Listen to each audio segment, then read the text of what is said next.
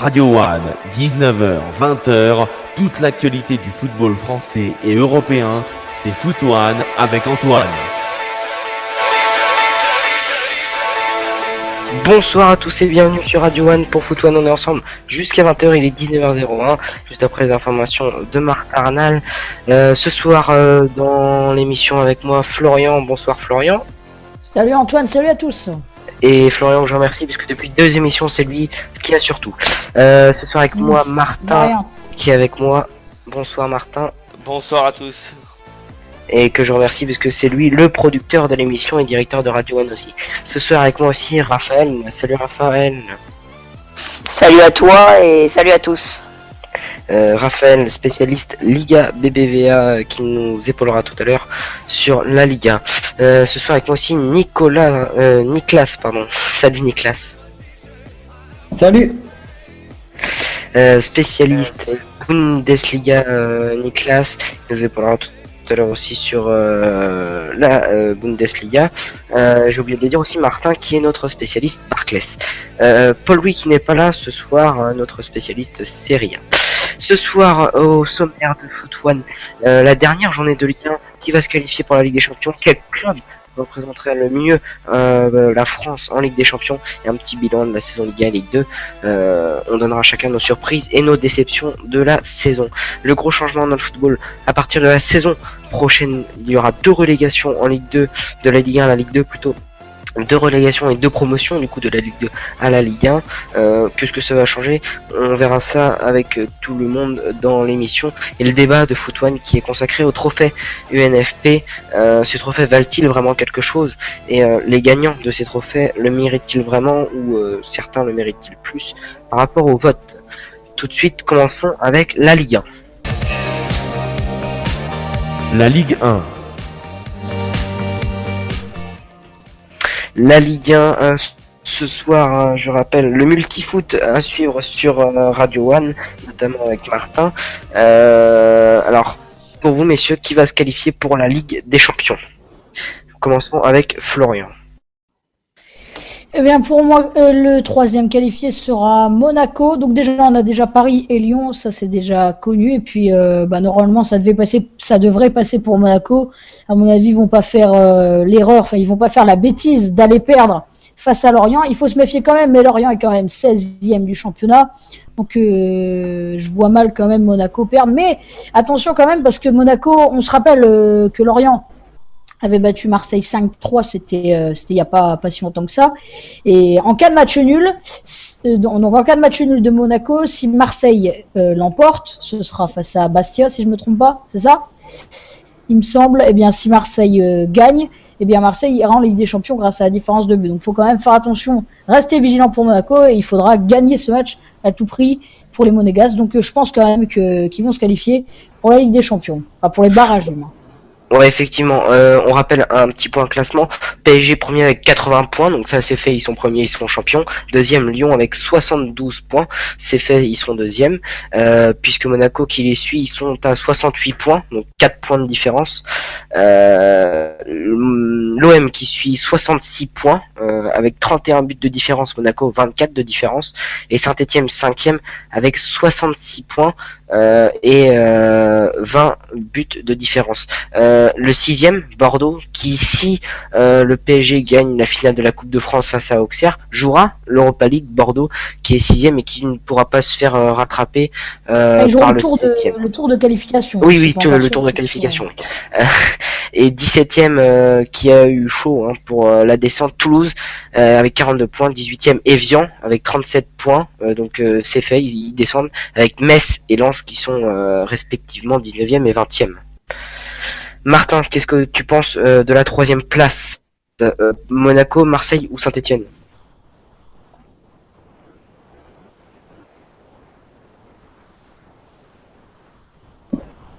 S'il faut match nul, c'est pas sûr. Parce que Marseille, ils ont une différence supérieure. Donc, Oui, effectivement, oui, il faut qu'ils gagnent. Parce que si Marseille gagne et que Monaco fait un nul, ce sera Marseille en Ligue, en Ligue des Champions, puisque 31 de différence et 24 pour Monaco.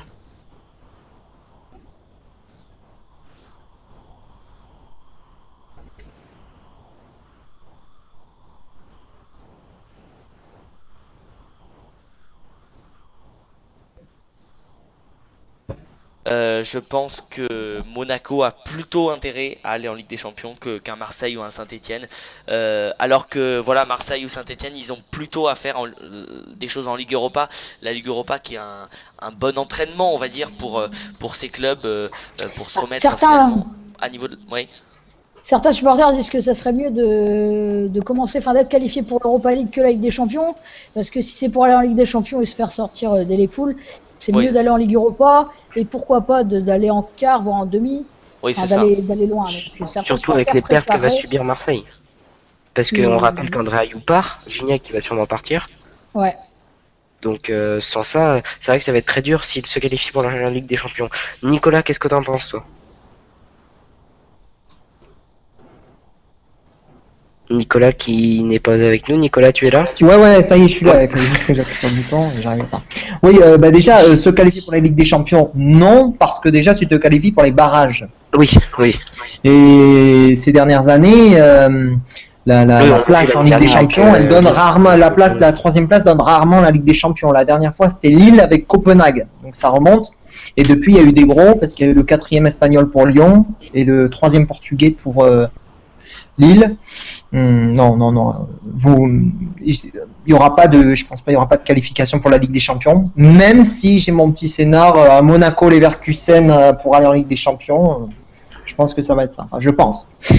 C'est tout. Et de même pour l'Europa League, les clubs français se font sortir quand même par des équipes vraiment des équipes de clochards, quoi, des Danois, des Roumains pour Lyon. Voilà, c'est donc Bordeaux, ils sont en plein dans ça. Et puis si Marseille se qualifie pour la Ligue des Champions, ils sont quand même 35e au classement UEFA, au coefficient des clubs, donc ils pourraient se retrouver quand même avec des gros. Déjà, ils se retrouveront avec une équipe du chapeau 1, c'est-à-dire un champion d'un des 8 meilleurs championnats européens. Ils vont se retrouver avec une équipe du 2e chapeau aussi.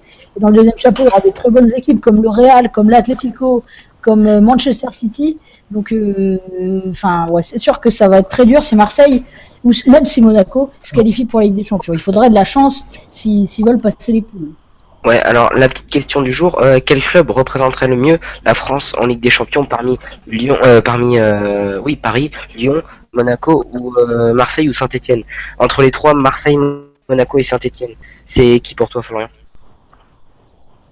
Moi, c'est évidemment Paris. Paris qui l'a prouvé ces 3 dernières années. Bon, ils se sont fait sortir des quarts de finale, mais je me rappelle l'année dernière quand ils avaient failli accéder aux demi ils avaient été éliminés de justesse par Chelsea. Je pense que Paris, c'est peut-être pas l'équipe qui représente le mieux. Ça je sais pas. Toutes les équipes françaises représentent le mieux la France, mais en tout cas Paris, c'est l'équipe qui fait les meilleures performances en Ligue des Champions et ça, c'est sûr. Ouais, effectivement. Pour toi, Martin, Marseille, Monaco ou Saint-Etienne qui représenterait le mieux la France?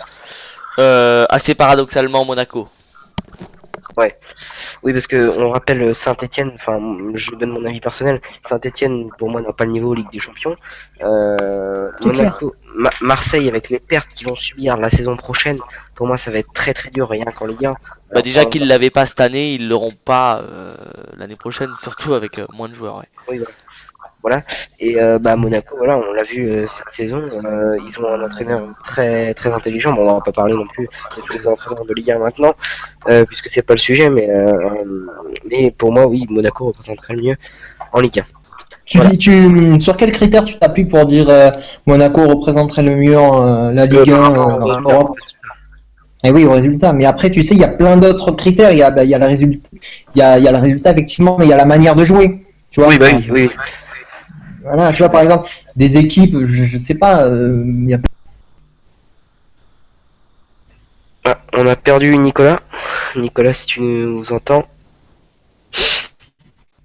Bon, merci à tous. Passons tout de suite au grand changement dans la Ligue 1 et la Ligue 2.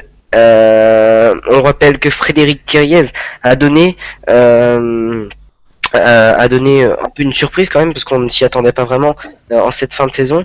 On parlait du championnat à 18, et ben non, ce sera 2 relégations de la Ligue 1 à la Ligue 2 et 2 promotions de la Ligue 2 à la Ligue 1. Donc c'est-à-dire 19e, 20e relégués en Ligue 2 la saison prochaine et premier et deuxième qui montent en Ligue 1 l'année prochaine.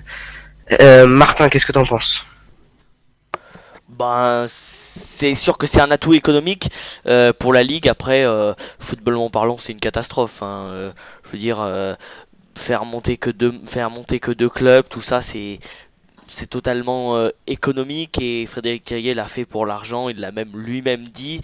Après, ça peut, cela dit, effectivement éviter des accidents industriels. On en a connu, mais c'est sûr que ça va même être dur pour les clubs de Ligue 2 de remonter l'an prochain.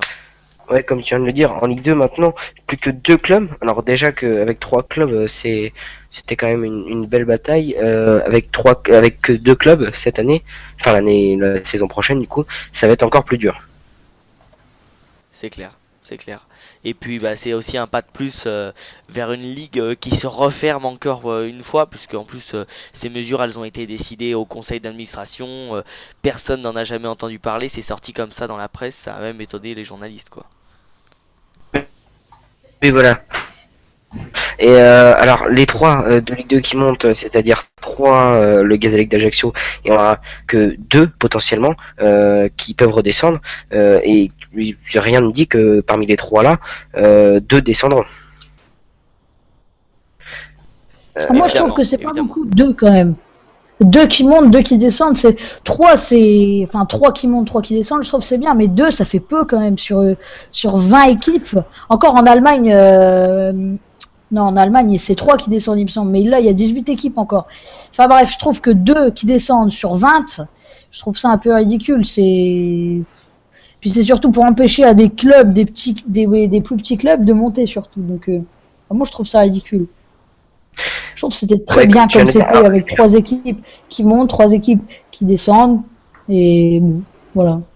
Les clubs de Ligue 2 se plaignent, hein. On a entendu dans la presse le président de Nancy, il me semble, si je me trompe pas, le président de Nancy qui disait que c'était pas juste, quoi, c'était une catastrophe. En parlant de Ligue 2, on donne une petite information que vous avez déjà dû entendre. Nîmes ne sera pas relégué comme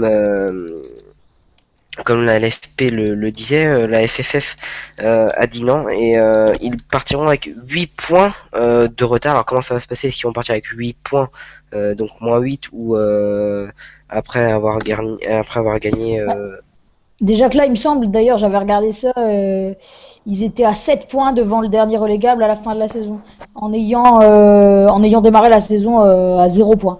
Donc ils étaient à 7 points du 18e. Oui, voilà, et on a entendu le président. S'ils avaient eu moins 8, là il serait relégué. Qui respectait encore, parce qu'il disait voilà, nous on y est pour rien et on devrait être sans sanction. Voilà. Passons tout de suite au débat de Foot One.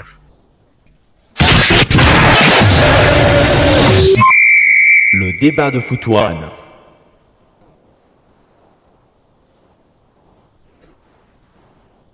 Le débat de Foot One qui est consacré aux trophées UNFP.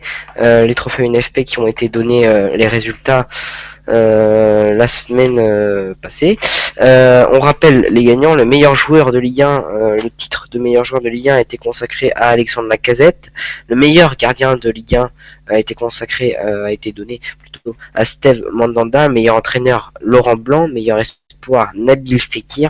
Le trophée du plus beau but, c'est Julian Palmieri contre le PSG, on s'en souvient tous. Donc voilà, c'est un magnifique but qui est pour moi mérité.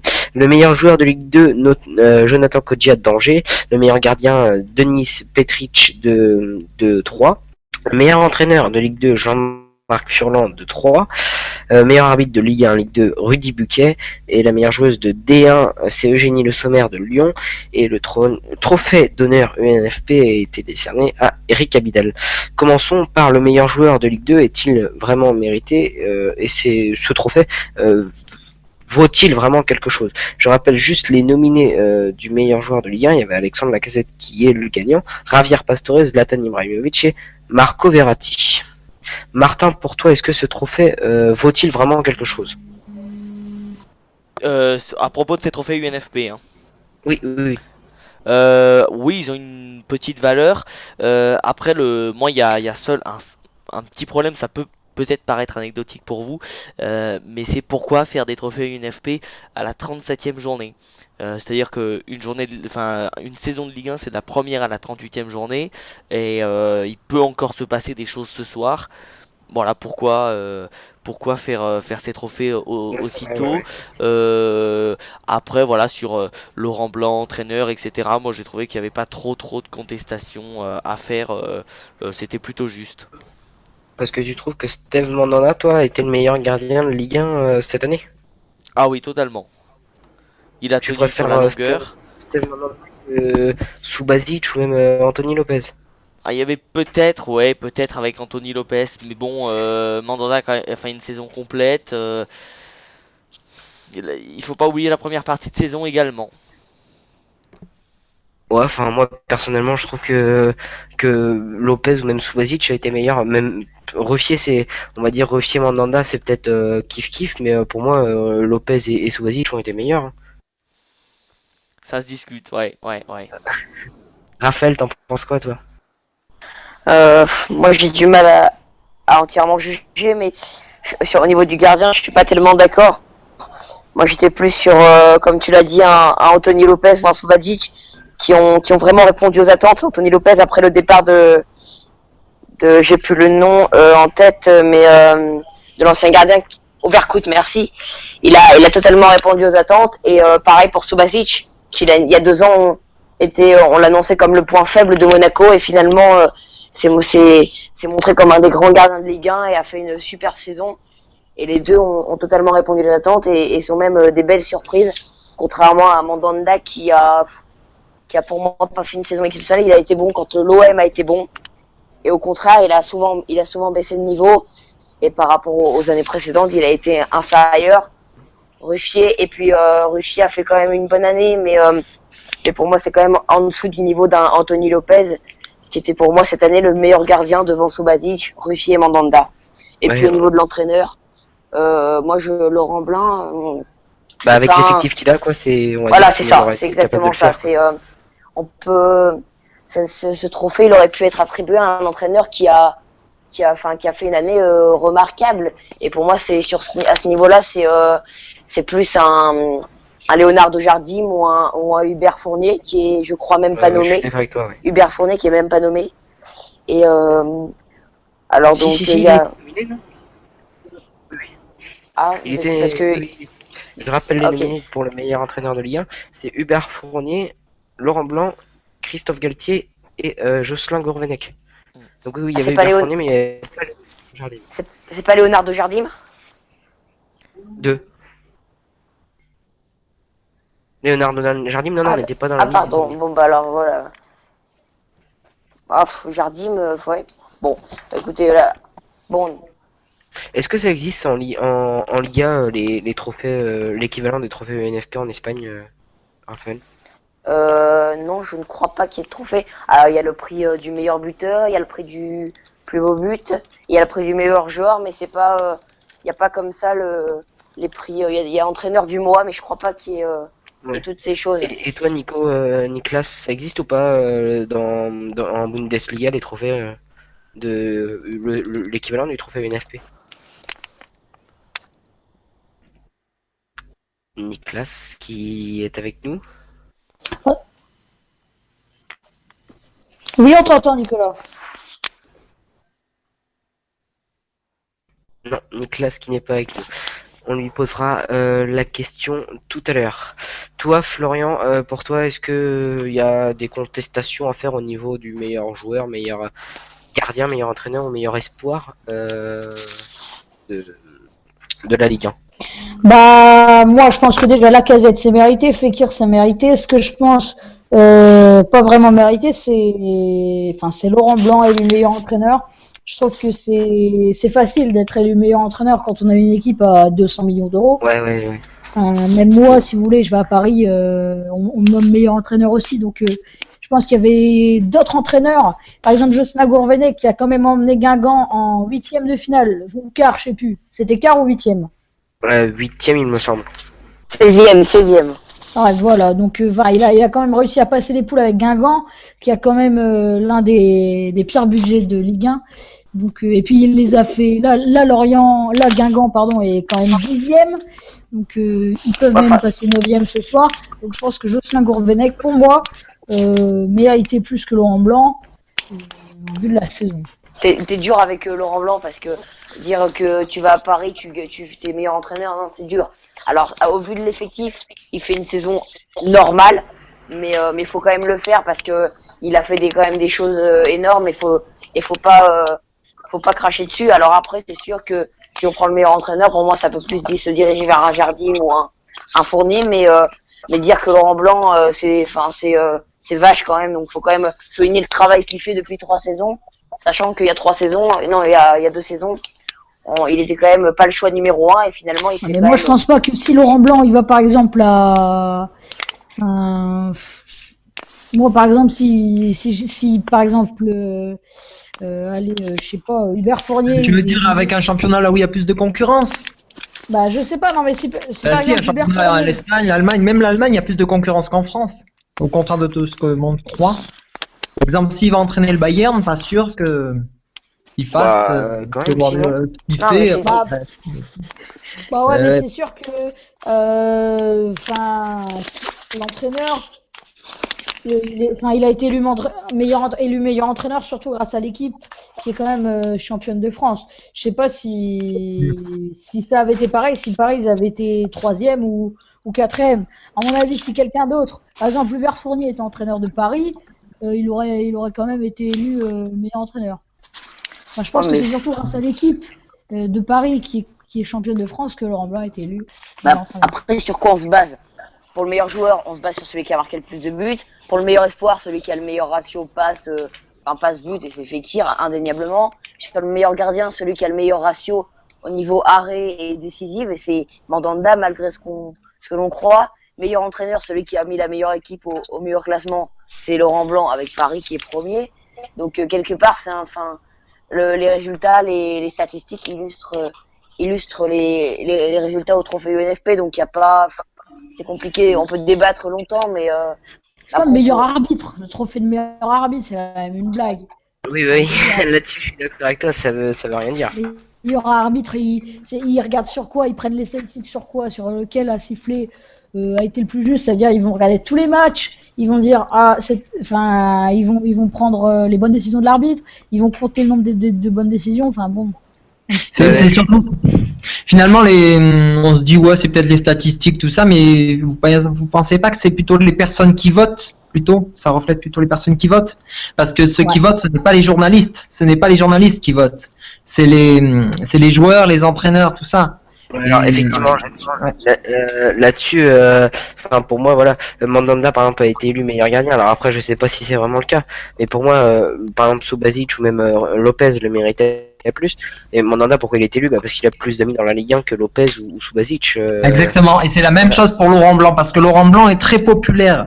Auprès des médias, auprès des Français, et justement le PSG pense à changer d'entraîneur, mais si Laurent Blanc fait le triplé, ils ne pourront pas parce que les médias français critiqueront le PSG ou plutôt le futur entraîneur du PSG, le possible remplaçant, comme avec Carlo Ancelotti à l'époque. Mais ils sont bien cotés aussi parce qu'il y a longtemps qu'ils sont là. Un Mandanda, ça fait bien 7 ou 8 saisons. Laurent Blanc, ça fait longtemps, il est avec Bordeaux avant.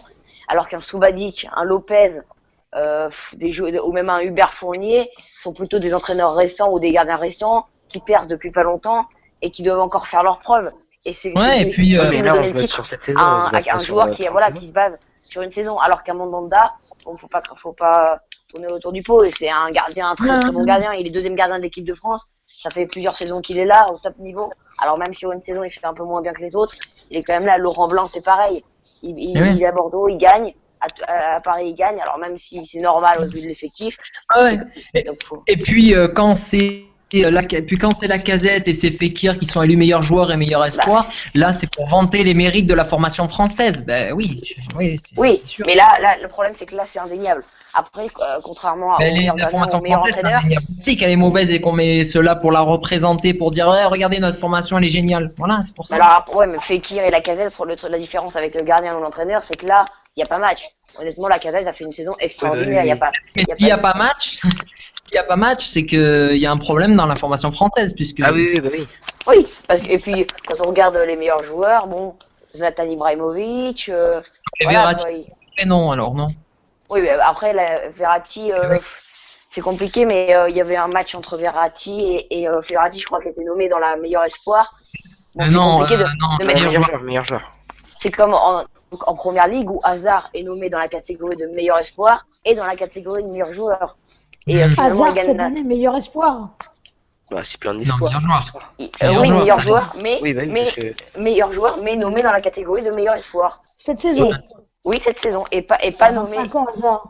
Oui, mais pas nommé meilleur espoir, tu regarderas. Et c'est pareil avec Verratti, qui prend ni l'un ni l'autre, mais qui pouvait très bien prétendre un titre. Mais après, on ne sait Oui. pas. Ben On non, sait pas qui tout vote. est joué d'avance. Du moment où tu as Lacazette dans la liste des meilleurs joueurs et du moment où tu as Fekir dans la liste des meilleurs espoirs, tu sais déjà le meilleur espoir, tu sais très bien qui Oui. c'est parce que d'une, il faut vanter les mérites de la formation française et que si jamais il avait choisi l'Algérie, il n'aurait jamais été élu parce que maintenant tout le monde sait qu'il a choisi la France, tout ça, donc il faut vanter les mérites de la formation machin. Bah, et alors- Lacazette, c'est la même chose. Et de plus, on profite qu'il soit meilleur buteur pour encore plus vendre son produit de la formation française. Alors Ah, pourquoi on met d'accord, pas, on on met pas écoute. Fekir meilleur joueur? Pourquoi on Quand donne on pas écoute- Fekir non, dans la non, catégorie là, de meilleur ça fait joueur? trop gros. Là, ça fait trop gros. Non, non, non. Meilleur espoir, c'est déjà bien. Là, ça fait trop Oui, gros. mais alors à ce moment-là, Pastore, alors même s'il fait une fin de saison tonique, Ah ben oui, mais le prof Pastore, lui, il est étranger, donc du coup, ben, on vend pas son mérite. Voilà. mais il n'a jamais sa place. À ce moment-là, moi, je préfère voir un Fekir. Si on commence à réfléchir comme ça, à vanter les mérites de la formation française, bah, Enfin, ce Pastore, sera hein. Fekir, ce sera Lacazette. Et au début Et de Parce on que peut si même- tu on mets peut même- Fekir à la place de Pastore, là, c'est trop gros. Mais si tu mets Fekir meilleur espoir, là, ça va On peut même bien. mettre Payet, on peut même mettre Gignac qui ont fait une très bonne saison. Mais Ouais, Payet, dans l'équipe type, ouais, on le met si on veut. Après, ça dépend sur quoi tu te bases. Hein. Si tu te bases sur la régularité, tu le mets pas. le problème c'est que il n'y a pas des critères précis. Les critères sont jamais mis bien en avant, bien précisément avec des chiffres, des stats. C'est vague, c'est trop vague pour vraiment dire si c'est mérité ou si c'est pas mérité. Ouais, ouais. Ben ouais. Je suis d'accord sur ça. Ouais, alors on va faire une petite pause, messieurs, et on se retrouve tout de suite après, dans 2 minutes. À tout à l'heure.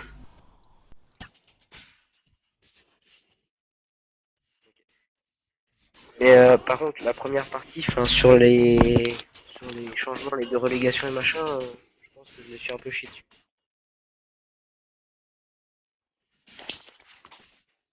C'est pas terrible, parce que On n'a pas assez parlé, je trouve. bah oui, voilà, oui, non mais c'est que j'ai pas vu le temps et puis je me suis dit bah ça doit être bon et puis en fait non pas du tout.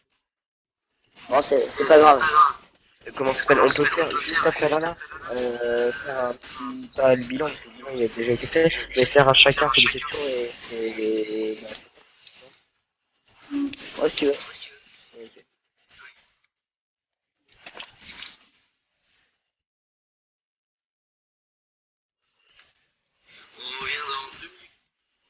On nous entend à l'antenne. Hein.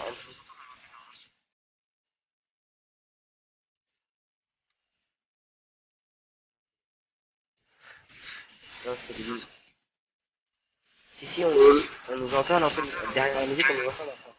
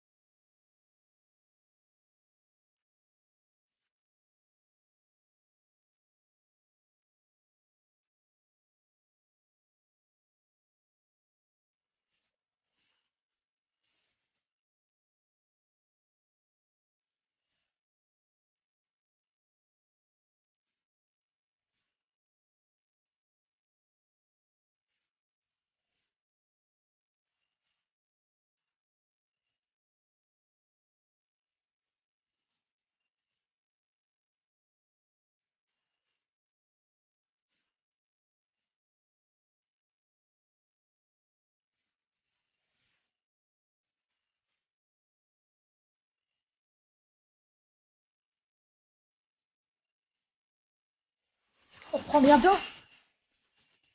Normalement, ouais.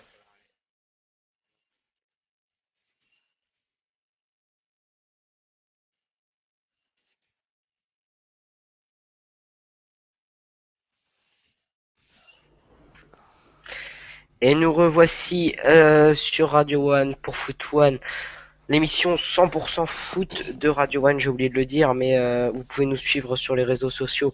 Le Twitter c'est arrobase footone1 si vous voulez interagir, c'est le hashtag live Radio One ou hashtag footone1. La page Facebook, c'est bien entendu Foot One. Et si vous voulez nous contacter pour passer à l'antenne ou quelques raisons, pardon, quelconque plutôt, voilà, quelconque raison, foot-one@outlook.fr. Donc voilà. Nous parlions précédemment, juste avant la petite pause, des trophées UNFP. Veulent-ils vraiment quelque chose? Les gagnants le méritent-ils vraiment? Nicolas qui disait que voilà, les espoirs étaient Nabil Fekir et Alexandre Lacazette qui avaient le titre du meilleur joueur et le meilleur espoir pour vanter en quelque sorte la formation française. Pourquoi toi, Nicolas, t'aurais mis plutôt qui en meilleur joueur à la place de Lacazette? Pastore, Verratti.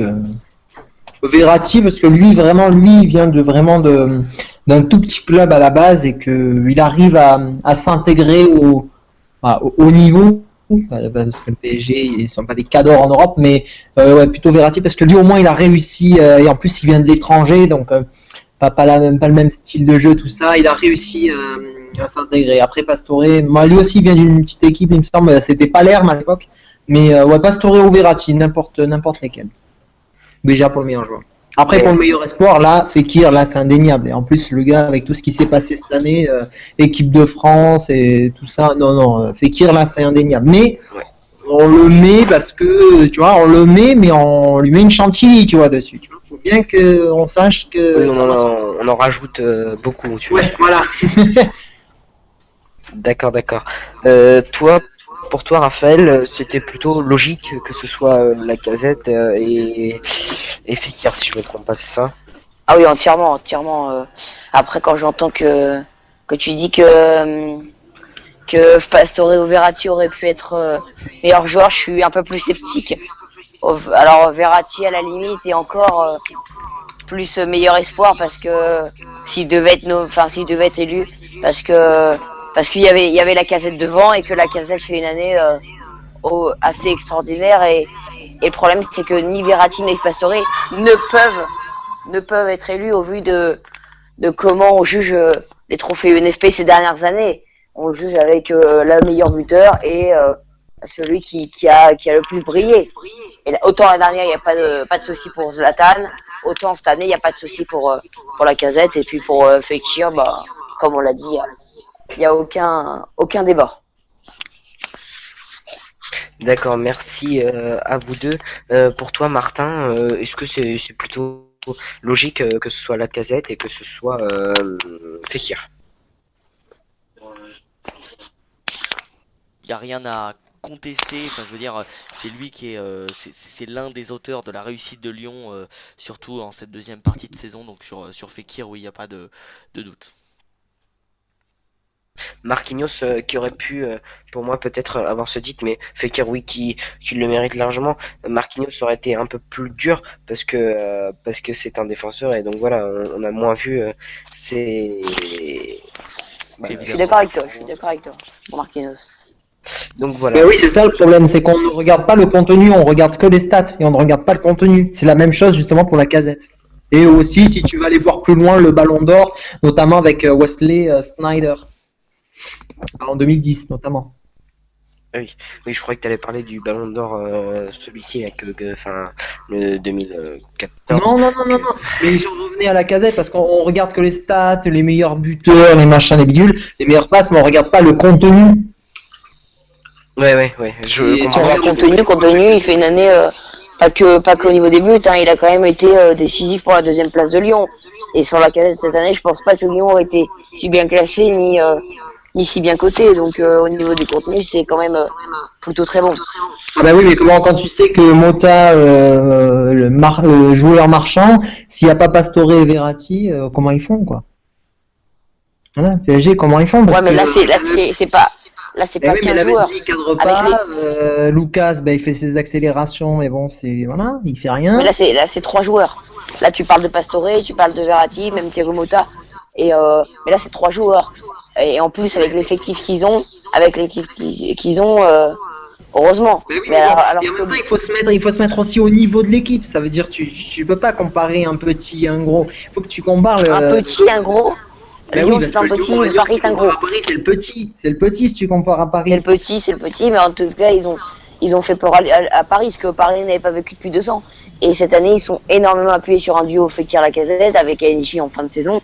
Et moi je trouve clairement que Lacazette dans le contenu a été quand même formidable et cette année il est vraiment au niveau des 50% pour la deuxième place de Lyon, je pense clairement. Après on peut débattre, mais je pense que là il y a pas match cette année quoi.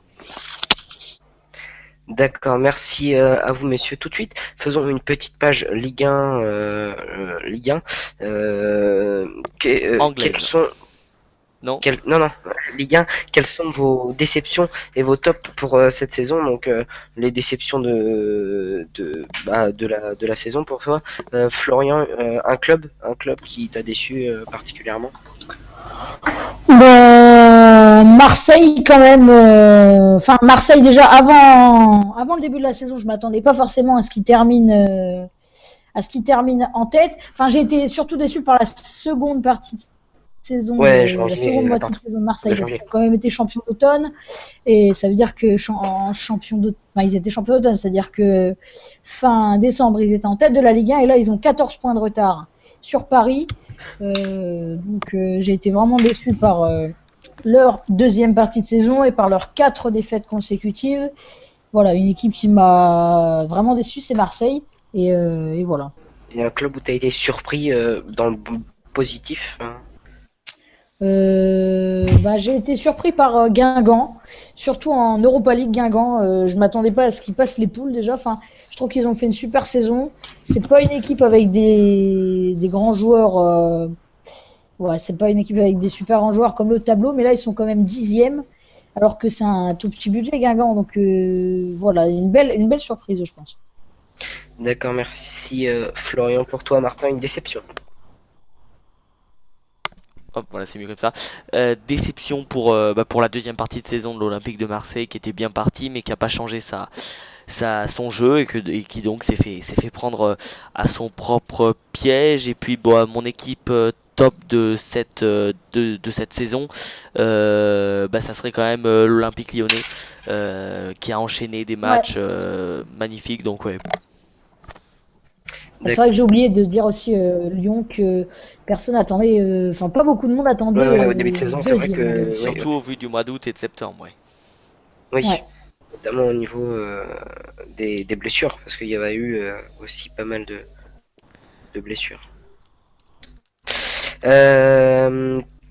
Moi personnellement, je pense que la grosse déception de la saison, ça a surtout été Toulouse.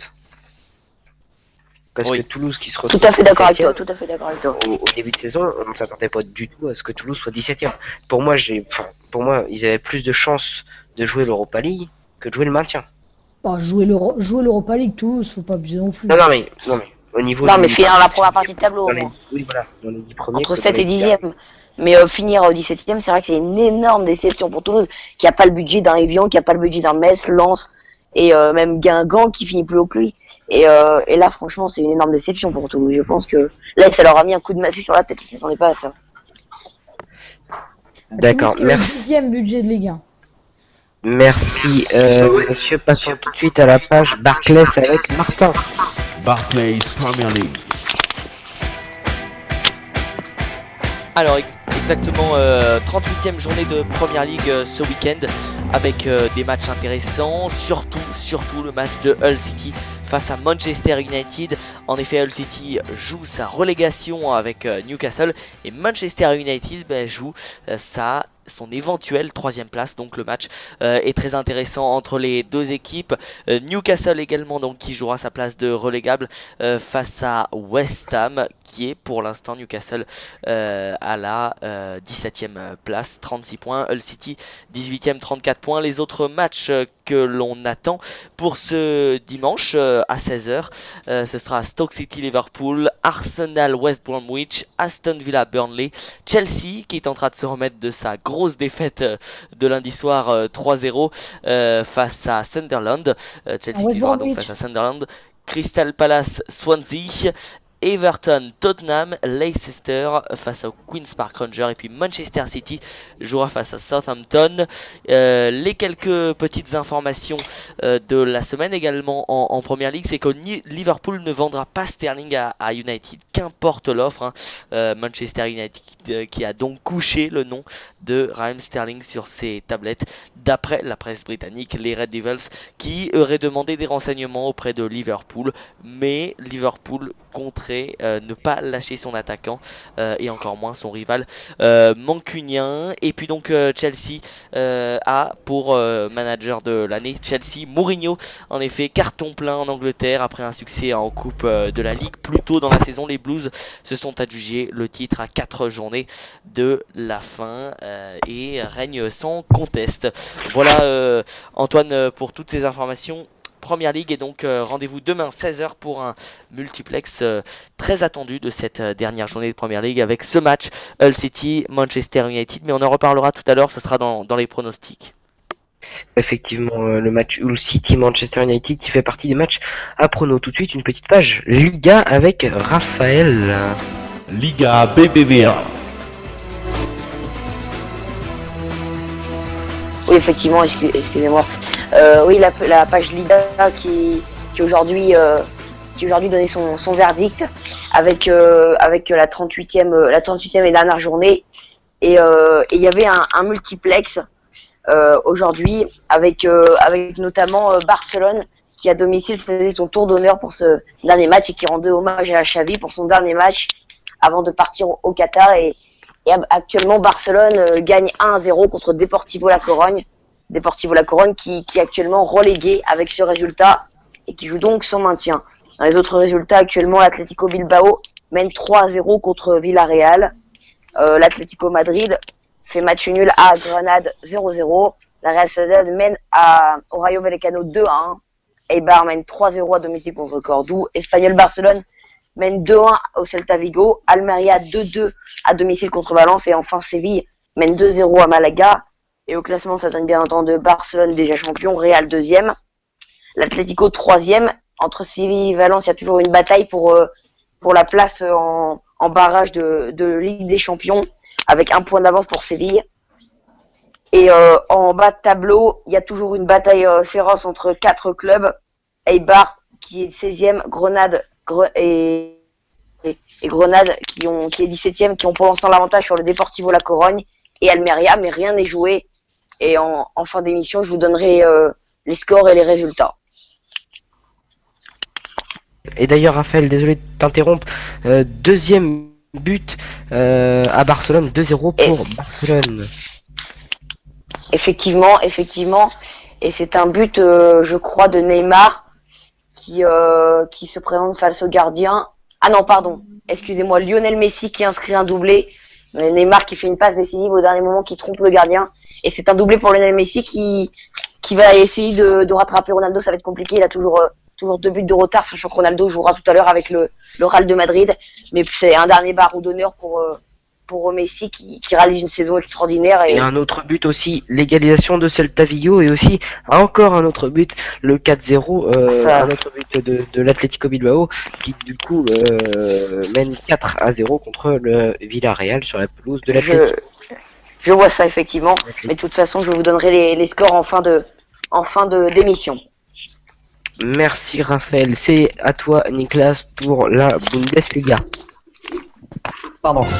Oui, donc, écoute, Hambourg jouera les barrages, jouera le barrage de la Bundesliga contre le 3e de la Bundesliga 2.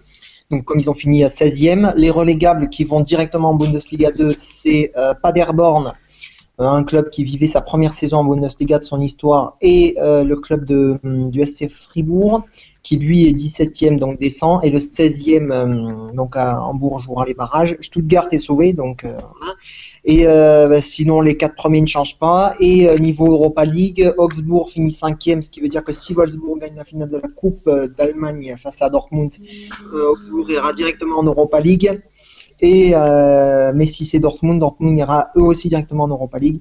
Et Dortmund est assuré d'être au moins en barrage d'Europa League, puisqu'ils ont battu Brême.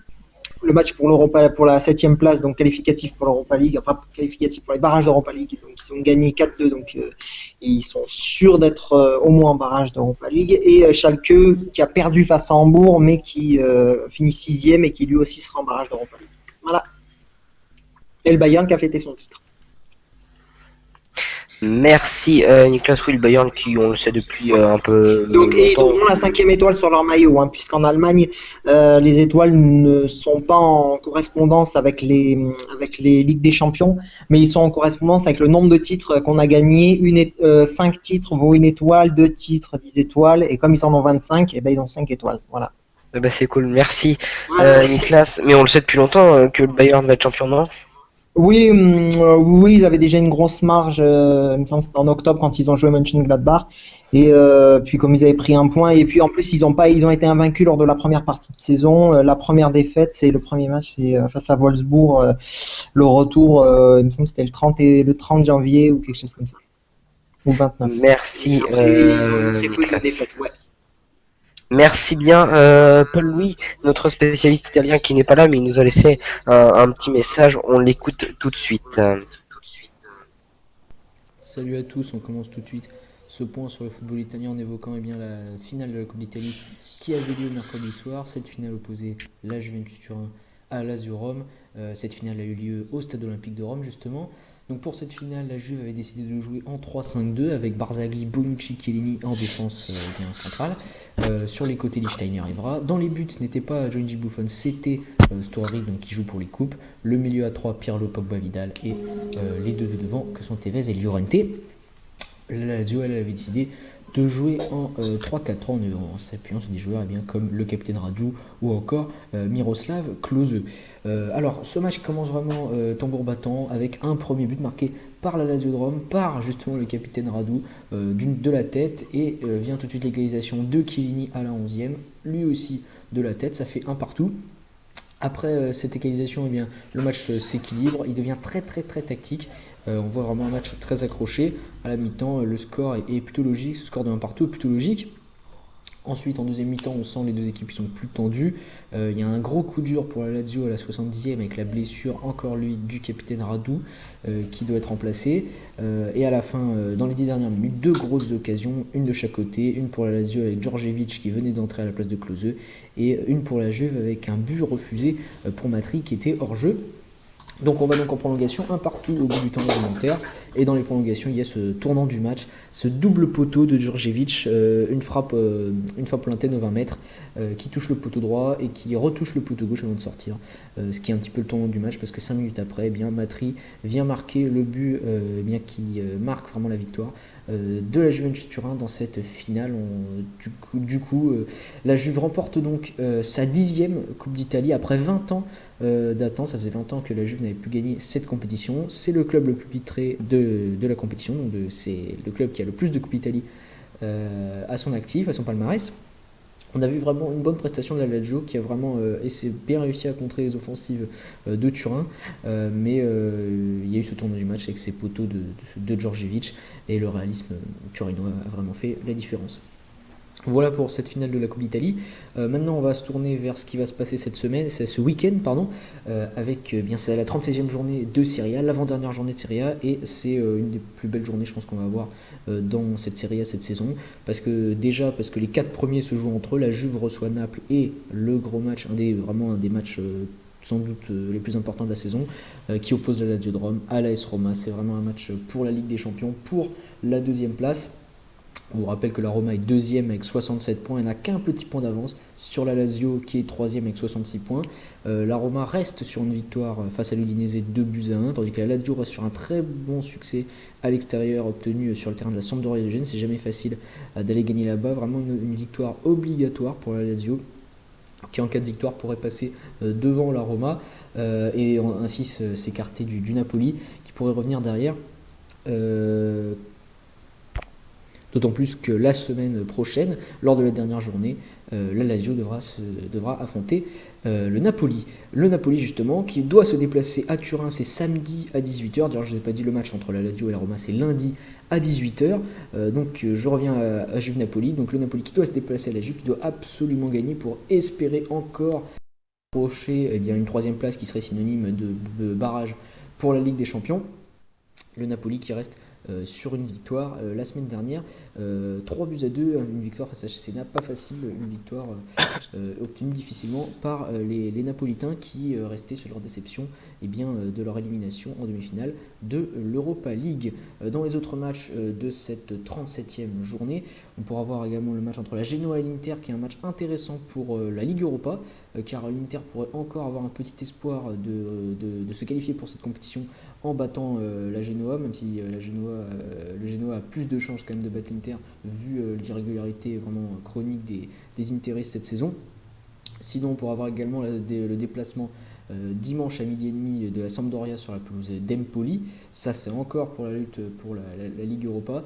Pour cette Ligue Europa on voit qu'à la 5e place la Fiorentina et donc 5e avec 58 points, 6e le Genoa avec 56 points, donc 2 points derrière la Fiorentina, et 7e la Samp avec 54 points. Dans les autres matchs, on pourra voir Cesena qui affronte Cagliari, donc ça c'est un duel de relégués, le Chievo Vérone qui reçoit l'Atalanta, ça il n'y a pas d'enjeu, Palerme qui reçoit la Fiorentina, donc la Fiorentina pour la Ligue Europa, Parme reçoit l'Hellas Vérone, l'Udinese reçoit Sassuolo. À 20h45, l'AC Milan reçoit le Torino et donc lundi à 18h, la Lazio de Rome reçoit l'AS Roma. Je vous conseille vraiment d'aller voir cette rencontre, ça va être sans doute le match de la saison, déjà parce que c'est un derby et en plus parce que c'est pour la 2e place. Voilà, on aura l'occasion d'en reparler dans une prochaine édition de Foot One. Salut à tous. D'accord, merci à toi Paul-Louis. Passons tout de suite au pronostic. Go. Alors, les pronostics, on rappelle juste les matchs à prono. Il s'agit de Hull City, Manchester United qui se passera sur les terres de Martin, Real Madrid Retafe chez Raphaël, Lorient Monaco et Marseille Bastia chez nous. Et sur le programme, je vous avais mis Juventus Naples et malheureusement, je n'avais pas fait attention, mais Juventus Naples vient de se jouer et est terminé 3-1 pour la Juventus et un carton rouge pour le Napoli. Donc on a remplacé Juventus Naples donc par un match en jeu en Ligue 1 qui est Saint-Étienne contre Guingamp. Alors je rappelle les 5 matchs: Hull City, Manchester United, Real Retafe, Lorient Monaco, Marseille Bastia et donc Saint-Étienne Guingamp. Je vais commencer par Martin. Pour toi, Hull City, Manchester United. Hull City. Hull City. Une surprise donc. Real Madrid Retafe. Real Madrid. Real Madrid. Lorient Monaco. Monaco. Monaco. OM Bastia. Marseille. Et Saint-Étienne Guingamp. Guingamp. Guingamp. Voilà. Je vais prendre pour Florian pour Hull City Manchester United. Je veux une victoire à Manchester United. Victoire de Manchester. Real Madrid Retafe. Real Madrid. Real Madrid. Lorient Monaco. Monaco. Monaco. Marseille Bastia. Marseille quand même. Marseille. Et Saint-Étienne Guingamp. Match nul. Match nul. Pour Niklas pour Hull City Manchester United. Hull City. Hull City. Real Retafe. Real Madrid. Real. Lorient Monaco. Match nul. Match nul. OM Bastia. Hein? OM Bastia. OM Bastia, OM. Donc tu vois donc Marseille finir troisième. Et tu sais que La Brune et Ferry sont bien potes, et puis que Lorient applique une politique de financier. Ils ont expliqué, je sais plus où, qu'il y avait 50% qui appartenaient au club et 50% qui étaient reversés aux joueurs. Et donc, comme ils gagneraient 4 places, s'ils gagneraient face à Monaco, ça ferait 4 millions de plus à donner. Donc ça ferait le partage, donc 2 millions. Ça ferait 2 millions à faire des primes aux joueurs. Et puis, comme La Brune et Ferry sont amis et que certains Lorientais sont à Marseille et que un Marseillais au moins est à Lorient, voilà, match nul, pourquoi pas. D'accord. Je vais prendre ceux de Raphaël maintenant. Non, excuse-moi, on n'a pas fini. Guingamp, Saint-Etienne Guingamp. Ouah, Saint-Etienne-Guingamp. Ah bah non, ils y croiront pas. Non, match nul, ouais, mais non, là, faudra. Ouais, résultat négatif, match nul ou perdre. Ouais, je vais dire nul, allez hop. Nul, d'accord, merci. On va passer pour Raphaël. Alors, Manchester United. City, Manchester United, Manchester United, Manchester United. Real Retafe. Real, Lorient Monaco. Lorient. Non, pardon. Match nul. Match nul. Marseille Bastia. Match nul. Et enfin Saint-Etienne Guingamp. Saint-Etienne. Saint-Etienne, c'est noté. On verra tout ça la semaine prochaine. En attendant, récapitulons le classement. Le premier, c'est Clément, qui n'était pas là ce soir, avec 9 points, donc sur 10, c'est quand même pas mal, hein, 9 sur 10. Le deuxième, c'est Florian, avec 7 points. Troisième, à égalité de points, c'est moi et Paul-Louis avec 6 points. Quatrième, Martin avec 4 points. Cinquième, Nicolas avec 3 points. Et Raphaël, sixième, donc dernier, avec 2 points.